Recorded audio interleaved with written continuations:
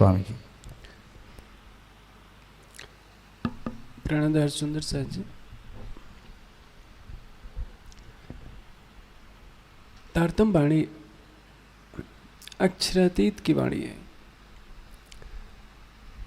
इसका अर्थ क्या है कि हर चौपाई के माध्यम से स्वयं श्री राज्य कह रहे हैं। भले ही उसमें महामती की छाप हो, मीराज की छाप हो, ललिता की छाप हो, लेकिन कहने वाले कौन है? स्वयं श्री राज्य। महामती जी हम सब सुंदर साथ को सिखापन देने के लिए एक बात कहती हैं जो हमारे लिए बहुत ही महत्वपूर्ण है। तुम तुम्हारे गुण न छोड़े, मैं करी बहुत दुष्टाई, मैं तो कर्म किए अति नीचे, पर तुम राखे मूल संगाई। देखिए, ये माया का संसार है। माया के इस संसार में मर्यादा पुरुषोत्तम कहलाने वाले भगवान राम ने भी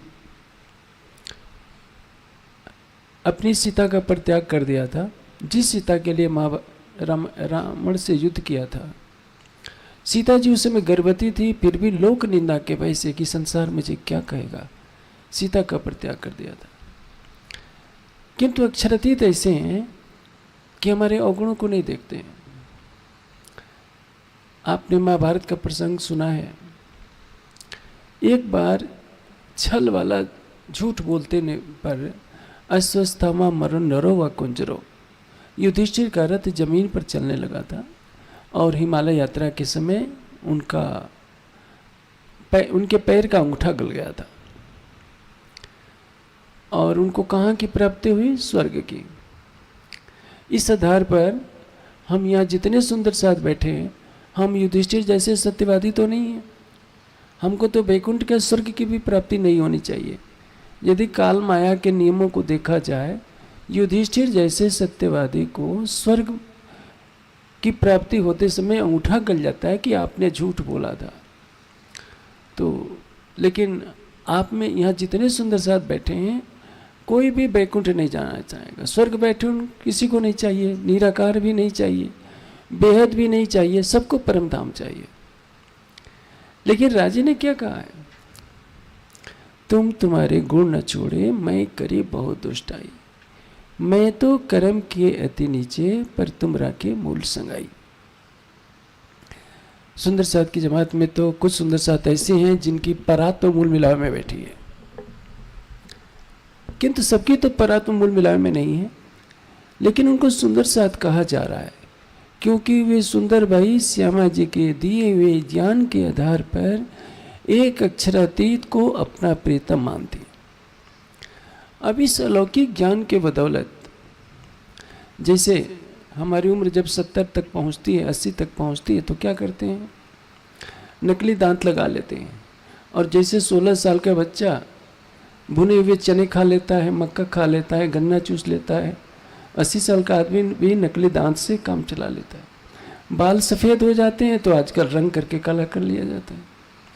यदि ऐसा होता है तो जो अक्षरातीत को स्वयं का प्रीतम मानेगा, स्वयं को उनकी आत्मा मानेगा, उसको भी वही फल मिलेगा जो परम धाम के ब्रह्मात्मा के जीव को मिलेगा। राज्य पर अटूट ईमान, अटूट समर्पण, अटूट प्रेम रखकर चितवनी करने वाले सुंदर साथ को सत्स्वरूप की पहली बहिष्ठ मिलेगी। जहाँ परमांशों का जीव जाएगा, वहाँ कोरा से कोरा जीव भी जाएगा। यही कारण है कि मैं हर चर्चा के प्रारंभ में चर्चा में किसी न किसी माध्यम से चितवनी पर जोर देता हूँ, क्योंकि चितवनी ही आपको यहीं बैठे बैठे परम धाम का दर्शन कराएगी। आपके कोरे से कोरे जीव को, भले ही उसमें ईश्वरी सृष्टि न हो, भले ही ब्रह्म सृष्टि की सुरता न हो, यदि आचरण में हम ला लेते हैं तो हमें सत्स्वरूप की पहली बस्ती में जाने से कोई रोक नहीं सकता। लेकिन इसके लिए राज्य के प्रति हमारे समर्पण में प्रेम की कमी नहीं होनी चाहिए। तुम तुम्हारे गुण न छोड़े, मैं करी बहुत दुष्टाई, मैं तो कर्म किए अति नीचे, पर तुम राखी मूल संगाई। हमें क्या करना है? हमें आत्मचिंतन करते रहना है। देखिए, महामती जी ने हमें एक बहुत बड़ी सिखापन दी है। रोम रोम कई कोट गुण, ऐसी में गुनहगार, ये तो कही मैं गिनती, पर गुने को नहीं सुमार। हर सुंदर साथी मन में भावना बना ले कि मेरे ही अंदर अवगुण है और दूसरों के गुणों को ग्रहण करे। अगुण करे गुण करे। हारे से हुई जीत, हारे से हुई जीत का तात्पर्य क्या है? आप कभी भी अपने को सबसे अच्छा मत मानिए। आप ये मानिए कि मेरे जीव में कमी है। जैसे महामती जी ने क्या कहा है, मेरे एक एक रूम में करोड़ों अवगुण है, ये तो कहीं मैं गिनती पर गुने को नहीं सुमार। कहने में ये बात बहुत छोटी सी लगती है, एक प्रैक्टिकल जीवन में बताता हूँ। वैज्ञानिकों ने सोचा कि देखिए मन की शक्ति क्या होती है, इसको हम जानें। एक व्यक्ति मरने वाला था।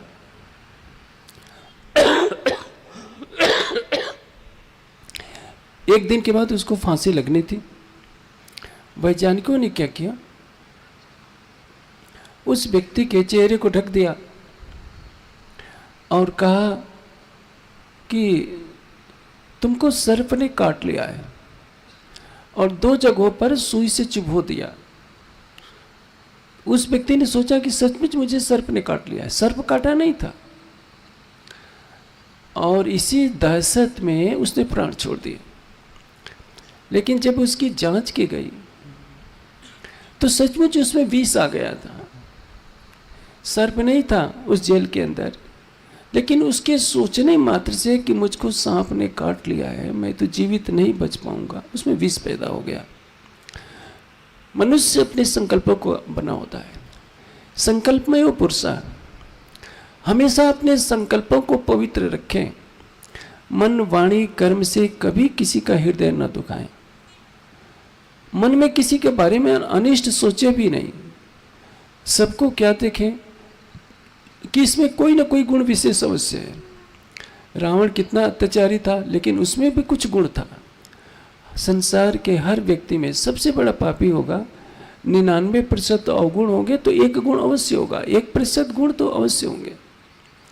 नागफनी का कांटा देखने में कितना बुरा लगता है, लेकिन जानते हैं नागफनी से डायबिटीज की दवाइयाँ बनाई जाती हैं। कितनी दवाइयाँ उससे बनाई जाती है। संसार के हर व्यक्ति, हर वनस्पति से कोई ना कोई औषधि बनाई जाती है।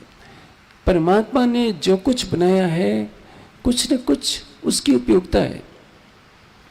यदि आप अपने मन को हमेशा सकारात्मक रखेंगे, उठते बैठते सुबह सोच जागृत दम न छोड़े माँ सुख को जागी असल निस्बत।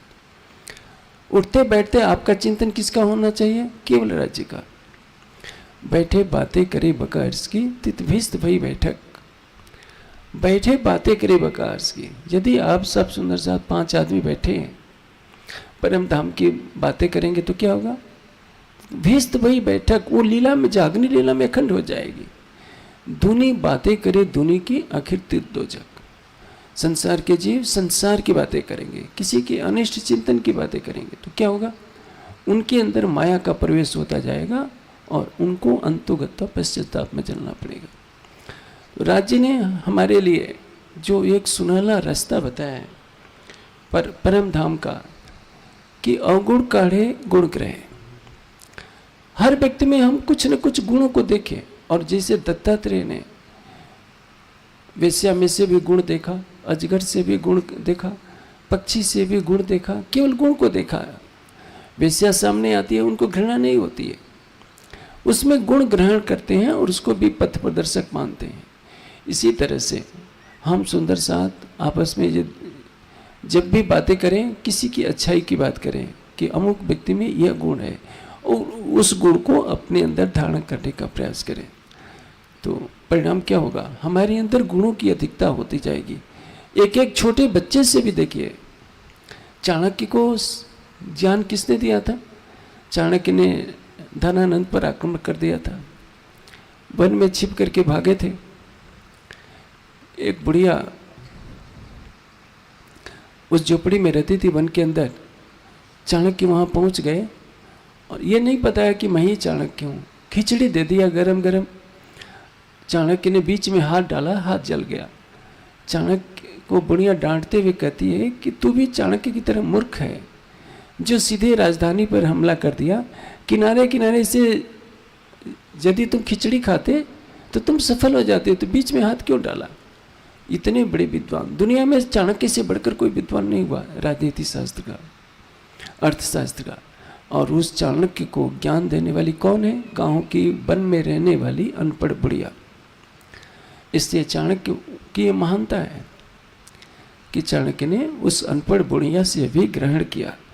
यदि हम सबके प्रति सकारात्मक भाव रहेंगे, जैसे मान लीजिए मैंने कहा उस मरने वाले व्यक्ति ने, जिसको फांसी दी जानी थी, उसने सोचा कि मुझे सर्प ने काट लिया है, तो सर्प के विष का असर जहाँ सुई चुभोई गई थी वहाँ हो गया था। वैसे ही हम सबके अंदर चेतना देखेंगे। आत्म सौनी एक दिशे जुजवी ते दिशे दे। हम अपने शरीर को भी क्या देखें? हमारे अंदर परम धाम की आत्मा है जो निर्विकार है। हमेशा ब्राह्मी चिंतन करें कि मैं शुद्ध हूँ, बुद्ध हूँ, संसार की माया से अलग हूँ, मैं परब्रह्म की हिलादनी शक्ति हूँ। आप कभी नकारात्मक ना सोचिए कि मुझे राज्य नहीं मिल सकते, मेरे अंदर ये अवगुण है। अवगुणों को निकालिए, दूसरों में केवल गुण ही गुण देखिए, और अपने गुणों को, अवगुणों को हमेशा निकालने का प्रयास करना चाहिए बिना किसी से पूछे। क्योंकि आप किसी से भी पूछेंगे तो कोई भी आपके सामने आपकी बुराई क्यों करेगा? हर कोई सोचेगा कि ये तो हमसे नाराज हो जाएंगे। इसलिए मारीच ने कहा था, अप्रियस्य च पथ्यस्य वक्ता श्रोता च दुर्लभ। अप्रिय और सत्य कहने वाला और सुनने वाला कोई दुर्लभ होता है। इसलिए महामती जी ने हम सब सुंदर साथ को परम धाम की राह बताई है। यदि हम अपने मन को सकारात्मक दिशा में ले चलें, सकारात्मक दिशा का तात्पर्य क्या है? मन केवल अच्छी बातें सोचे, दूसरे के बारे में अच्छी चीजें सोचे, और हमें आत्मचिंतन करना है निष्पक्ष हृदय से। अंतरात्मा की पुकार को सुनना है कि अंतरात्मा कुछ कहना चाहती है। जैसे हम कभी चोरी करने जाते हैं तो क्या होगा? अंदर से पुकार आती है, नहीं ये गलत काम है। मनुष्य जब भी गलत कार्य करता है एक पुकार अवश्य आती है कि ये मत करो, ये गलत काम है। परिणाम क्या होता है? लोग उसे दबा देते हैं, अंतरात्मा की पुकार को सुनते नहीं हैं। यदि अंतरात्मा की पुकार को हम सुनना प्रारंभ कर दें तो लगता है कि वह पुकार राज्य की तरफ से आती है, हमारी आत्मा की पुकार जो हमेशा सत्य की तरफ संकेत करती है। लेकिन रजोगुण और तमोगुण से आवेश ये अविष्ट हमारा जो अंतःकरण है उस सत्य मार्ग पर नहीं चलने देता। तारतम वाणी सब सुंदर साथ के लिए सरल शब्दों में एक सीधा रास्ता बता देती है। अगुण काढ़े गुण ग्रह, हारे से हो जीत। संसार आपको कुछ भी कहता रहे, आप प्रत्युत्तर न दीजिए। देखिए, एक बार भगवान बुद्ध अपनी सभा में बैठे हुए थे। उनके जो प्रतिद्वंदी थे उन्होंने सोचा कि बुद्ध के यश के सामने तो हम कहीं ठहर नहीं पा रहे हैं। एक वेश्या को तैयार किया।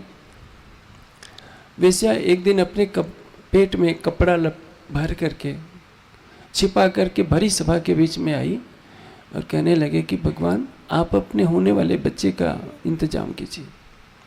सारी सभा सन्न रह गई। धीरे धीरे सब लोग उठ करके चले गए। जहाँ 1000 सुनने वाले थे वहाँ 10 की संख्या रह गई। आनंद ने कहा कि भगवान आप तो सारे लौकिक विषयों से परे हैं, आपके ऊपर जो ये वेश्या ने लांछन लगाया है ये तो बहुत गलत है। आप इसका उत्तर क्यों नहीं देते, समाज को क्यों नहीं बताते? बुद्ध कहते हैं, मुस्कुराए, कहा कि आनंद, सूर्य जब उगता है तो उसका प्रकाश ही दर्शाता है कि सूर्य उगा है। सूर्य कभी नहीं कहता कि मैं सूर्य हूँ, संसार के अंधकार को दूर करने के लिए आया हूँ। धीरे धीरे समय बदला, सबको पता चल गया था कि वो षड्यंत्र है, और कालांतर में ऐसा हुआ कि सबके मन में बुद्ध के प्रति आस्था और बढ़ गई। तो इसको कहते हैं हारे से हुई जीत। धैर्य रखिए। समुद्र के किनारे यदि आप खड़े होते हैं तो सागर की लहरें आती हैं, आपको बहा ले जाने का प्रयास करती हैं। वैसे माया के विघ्न आएंगे, आपको डिगाने का प्रयास करेंगे। घबराइए नहीं, आप अपने स्वरूप में स्थित रहिए। जब मादाल से अपने बच्चों को सुना सकती है कि तुम शुद्ध हो, बुद्ध हो, संसार की माया से अलग हो, तो आप क्यों नहीं सोचते कि मैं परम धाम की आत्मा हूँ, मैं काम क्रोध मध्य लोभ अहंकार से पूर्णतः अलग हूँ। ये सारे विकार तो माया के हैं, मैं माया के विकारों से परे शुद्ध आत्मा हूँ। और सबके अंदर उन्हीं निर्विकार गुणों को देखिए, किसी के अंदर अवगुण नहीं देखिए। हारे से हुई जीत, साहेब से सन्मुख सदा, ब्रह्म सृष्टि की रीत। ये ब्रह्म सृष्टियों की पहचान है। और राज्य ने हमारे लिए ये बहुत ही सरल रास्ता बता दिया है। यदि हम सब सुंदर साथ राज्य की वाणी के इस कथन को अंगीकार करते हैं, जो दर्शाया है कि अवगुण काढ़े गुण करे, हारे से हो जीत, साहेब सो सन्मुख सता, ब्रह्म सृष्टि की रीत, तो निश्चित है कि हम सुंदर साथ एक दिन जागने के पथ पर बिजली की गति से चलेंगे। वाणी में कहा है कि मोमिन चले बिजली की न्यात, मुत्की भी घोड़े की बात, पीछे रहे जो दाना घास, सो सब दुनिया की पैदाइश। ईश्वरीय सृष्टि घोड़े की गति से चलती है, ब्रह्म सृष्टि बिजली की गति से चलती है, और जीव सृष्टि केवल शरीयत और तरीकत का मार्ग अपना कर वहीं बनी रहती है। आप ब्रह्म सृष्टि हैं चाहे नहीं है, ये आपका विषय नहीं है। आप ब्रह्म सृष्टियों का आचरण अपनाइए। मान लीजिए कि मैं ब्रह्मात्मा हूँ, मेरा तन मन सब कुछ राज्य का है, मेरा जीव राज्य का है, मेरे जीव से आगे रहे तो क्यों न करे पीसो पहचान। आपको तारतम वाणी दी गई है राज्य की पहचान करने के लिए। और यदि आपका समर्पण ब्रह्म सृष्टियों की तरह होगा, भले ही ब्रह्म सृष्टियों की तरह आपके अंदर परम धाम का अंकुर नहीं है तो क्या, यदि आपने उनका आचरण अपना लेगा तो निश्चित है कि आपका जीव सत्स्वरूप की पहली वहिष्ठ में अवश्य पहुंचेगा। और ये सारे ब्रह्मांड को ये सौगात है। ऐसा मत समझिए कि सारी दुनिया को कहाँ ठहराया जाएगा, वहाँ तो जगह ही कम हो जाएगी। ये पूरे पृथ्वी मंडल सत्स्वरूप की पहली वहिष्ठ में धूल के एक कण के बराबर भी नहीं है। तो आप सोच सकते हैं वहाँ परम धाम तो छोड़िए, योग माया के ब्रह्मांड के एक कण के समक्ष ये सारा पृथ्वी मंडल एक कण से भी कभी स्थान नहीं ले सकता। जब सारी सृष्टि अक्षर ब्रह्म के सामने एक परमाणु के समान भी नहीं है, तो 7 अरब लोगों को मुक्ति देना कुछ भी नहीं है। लेकिन हम ज्ञान को नहीं फैलाए, संसार परम धाम का यह ज्ञान ग्रहण नहीं कर पाया है। कुछ हमारी भी कमजोरियाँ रही हैं जिसके कारण हम परम धाम की वाणी को संसार में नहीं पहुंचा सके। अब जागने के अंतिम चरण में हमें प्रयास करना है हमारा तन मन धन सब कुछ राज्य के लिए रहे।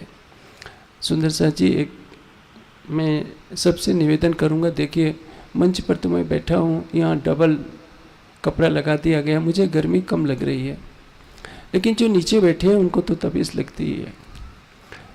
गुजरात में जो भी आयोजक समितियाँ हैं सबसे मैं कहूँगा कि अभी टेंट के ऊपर 1 फुट जगह बची हुई है, उस पर एक डबल कपड़ा डाल दे, तो जितने श्रोता सुंदर साथ हैं सभी आराम से गर्मी में भी बैठे रहेंगे और किसी को भी तकलीफ नहीं होगी। अब मुझे पीड़ा होती है कि मैं आराम से बैठा हूँ, नीचे वाले तो तप रहे हैं।